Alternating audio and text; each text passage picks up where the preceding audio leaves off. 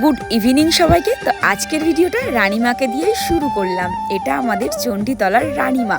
সত্যি নামেও যেরকম রানীমা, দেখতেও কিন্তু রানীমা। তো দেখো, মাকে দর্শন করে কিন্তু আমরা চলে আসলাম মেলার মধ্যে। তো মেলার মধ্যে এসেই কিন্তু আমার অম্বিকাদি এবং অমিত জামাইবাবুর সাথে দেখা হয়ে গেছিলো। তো এখানে দাঁড়িয়ে কিন্তু একটু আড্ডা দিয়ে নিলাম। আড্ডা দিতে দিতে কিন্তু আমার পূজা বান্ধবী কল করেছিল, ওর সাথে কিন্তু দেখা হলো। তো এটাকে তোমরা চিনতে পারছো? চিনলে একটু কমেন্ট করে জানিও তো। তারপরে দেখো সোজা কিন্তু অমিতদা আমাদের নিয়ে আসলো ঘুগনির দোকানে।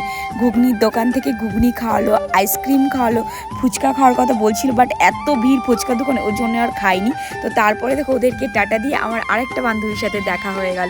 তো একে তোমরা কারা কারা চেনো সেটা কিন্তু কমেন্ট করে জানিও। এটা আমার বান্ধবী সঙ্গীতা।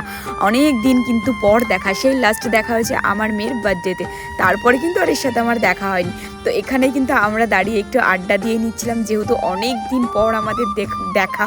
আর একটা কথা কি বলো তো, আমাদের এগুলো স্কুল ফ্রেন্ড, আমাদের এদের সাথে দেখা হলে কথার কোনো শেষ থাকে না।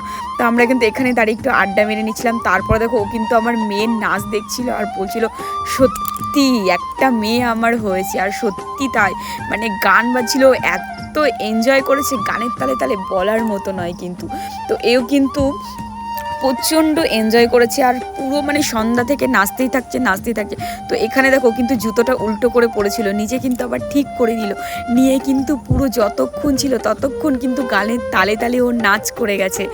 ও মানে নিজে হাঁপিয়ে গেলে ওর কিন্তু নাচ বন্ধ হবে না। তো সবাই মিলে কিন্তু ওর নাচ দেখছিলাম আর মজা করছিলাম। তো এভরিওয়ান, চলো আজকের ভিডিওটা এই পর্যন্তই।